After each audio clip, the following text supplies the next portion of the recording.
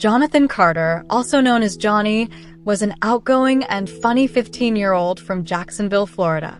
His mother said, "He loved to make people laugh and he was always talking. He also was very popular with the ladies." On July 6, 2016, Erica received the news no parent should ever get. Johnny had been shot and killed just a short distance from their home in the Lakeshore neighborhood. He was found deceased near the intersection of Sunderland Road and Vista Avenue. Just after 5 a.m., Carter had apparently snuck out of his house that night to hang out with some friends when he met his untimely fate. One neighbor claimed to have heard loud banging and then gunshots. There has been no leads, no arrests, and his heartbroken family is still seeking answers. There is currently a $3,000 reward for anyone with information, and you can contact the Jacksonville Sheriff's Department. As of today, this case remains unsolved.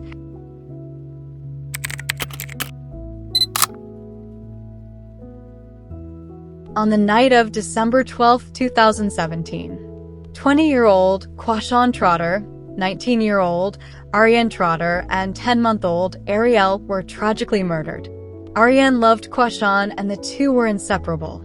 They met in high school and did everything together, and eventually, Ariane got pregnant. Quashawn was ecstatic that he would be a father to a beautiful baby girl whom they named Ariel. For a long time, the Trotter family lived in the Arlington area of Jacksonville, an area that locals refer to as Sin City, since it was a rough area. On the chilly night of December 12, 2017, Quashawn and Ariane were shot to death in their Woodland Acres home. Whoever had committed this terrible act had set fire to the Christmas tree in the house in an attempt to cover their tracks and destroy evidence. The smoke took Ariel's life. Those who loved the Trotter family were so confused. Quashawn was extremely picky about who he was friends with and who came around his family. He was a natural-born protector. There have been no leads, no arrests, and no new evidence. Their family has been left to grieve, in a puddle of tears, not just because of the horrific murder, but also poor communication from detectives. This case currently remains unsolved, but there is a $3,000 reward for anyone with information, and you can contact the Jacksonville Sheriff's Office. You can also remain anonymous by calling Crime Stoppers.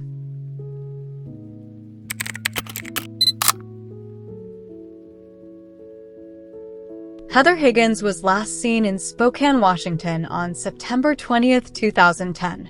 She had been in the process of moving into a new apartment, but while doing so, someone burglarized her old apartment and stole the money she had saved for her rent deposit.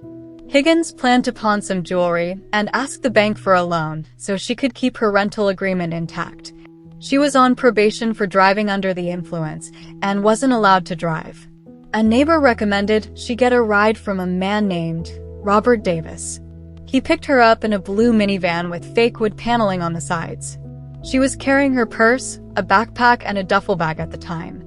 Davis stated he dropped Higgins off at home later that day, but never actually saw her go inside the apartment building.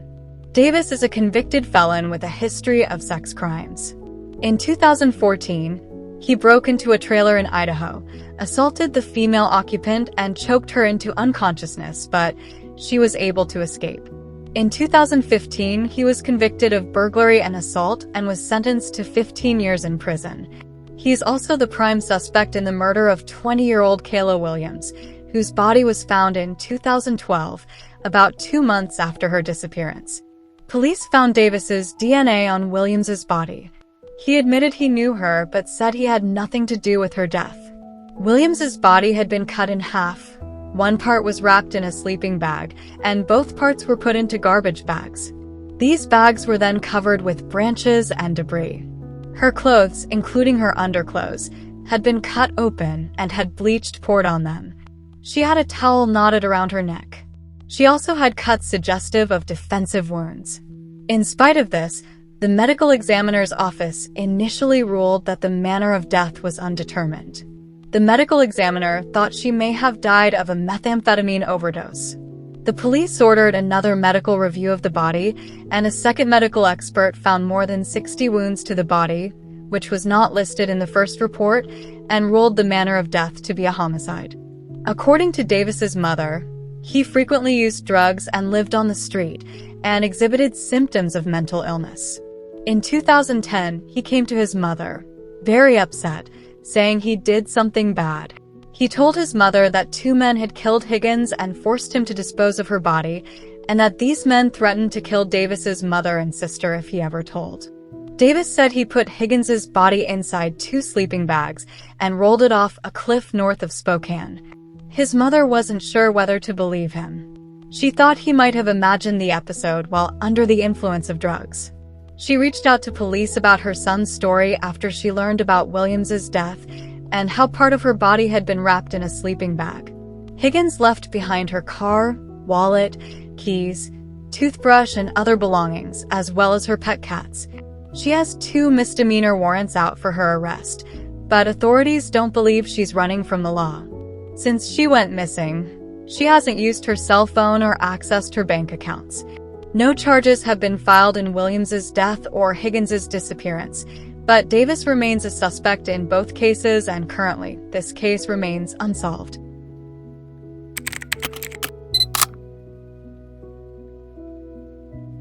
Traquita Scott was last seen after she left her place of work in Fort Lauderdale, Florida, at 2 p.m. on June 25, 2014.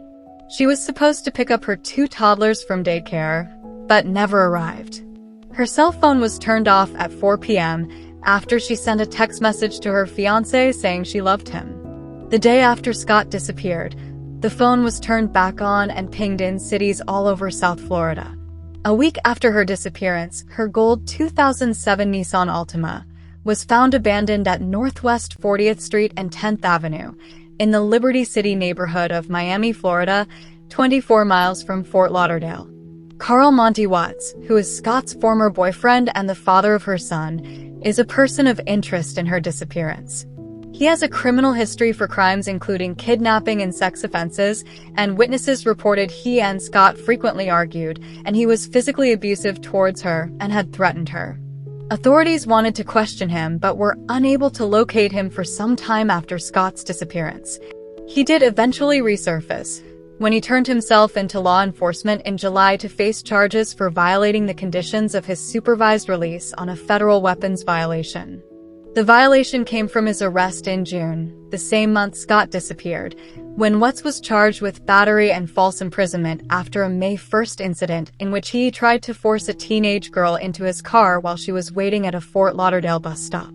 He has 3 prior arrests for kidnapping, as well as other offenses, and has served 2 terms in prison.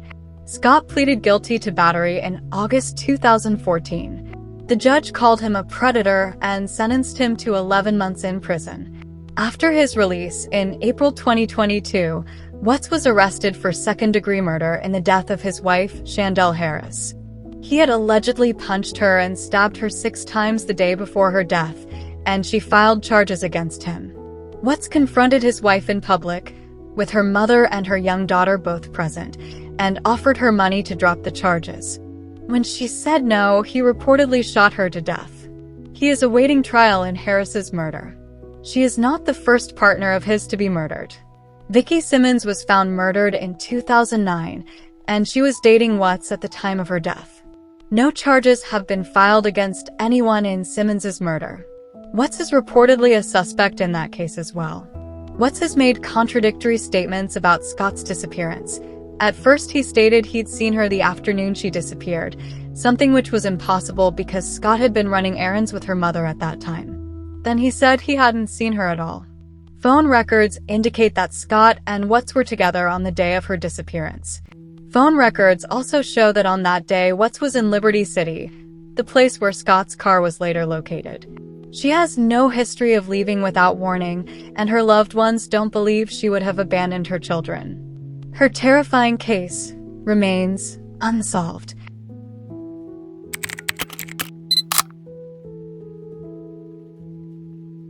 Tammy Niver was last seen in Superior Township, Michigan on August 7, 1993. She moved out of the residence she shared with her former boyfriend, Gregory Agnew, the day prior to her disappearance. Gregory later told police that the breakup had been his idea because Tammy was jealous, but according to the couple's friends, it was Gregory who was the more jealous of the pair. Tammy's sister said Gregory had been violent to Tammy, and that she was afraid for her life. Tammy drove to Gregory's home at approximately 2:30 a.m. to retrieve some of her personal belongings. He told authorities that they spoke at his house and she departed shortly afterwards. Her vehicle, a borrowed 1979 Mercury Marquis, was discovered abandoned on Cornell Street at approximately 11 a.m. that morning. The car was illegally parked in the middle of the road, and the keys were in the ignition with the engine running. There was no sign of Tammy at the scene. Gregory has long been a suspect in Tammy's disappearance, but he was never charged. He accused the police of harassing him and sued them, and was awarded a $45,000 legal settlement. Just 4 days after Tammy's disappearance, a friend of hers, Martha McGeorge, took guardianship of her children for 3 months. Police approached her and asked her to assist them with the investigation, and Martha agreed to wear a recording device and get Gregory to confess to his involvement in the case. Instead, Martha started dating Gregory. They married in 2014 and she took his surname. By 2018, Gregory and Martha were in the process of a divorce, and Martha had made domestic violence allegations against him. The police contacted her and asked her again for assistance in Tammy's case. She declined to help them, but told Gregory about their inquiries. Just weeks later, Martha was murdered in her home, strangled, beaten, and injected with heroin and fentanyl. Gregory was convicted of his wife's murder in 2019. Details about Tammy's disappearance were brought up at the trial, and one of Gregory's other ex-girlfriends testified that about his violence towards her. The ex-girlfriend said Gregory was a jealous partner but did not become violent until she told him they should break up. Then he held her down, duct-taped her to a bed, and electrocuted her repeatedly over a period of hours. She was pregnant at the time. Investigators believe Gregory killed Martha to keep her from talking about what she knew about Tammy, and to keep her from getting their home in their pending divorce. He was sentenced to life in prison without parole for Martha's murder, and his conviction was upheld on appeal, but he has never been charged in Tammy's case and it currently remains unsolved.